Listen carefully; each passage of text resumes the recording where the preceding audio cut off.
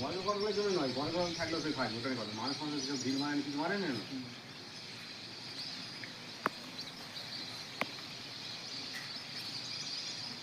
এক জায়গায় গিয়ে কেউ একটা ঢিল মারতে পারবে? হ্যাঁ, না বুড়ুলে পার্কে গিয়ে একটা ঢিল মারবি, ক টাকা নিবি? বুড়ুলে পার্কে গাছে ঢিল মারবি, ক টাকা নিবি? ক টাকা নিবি?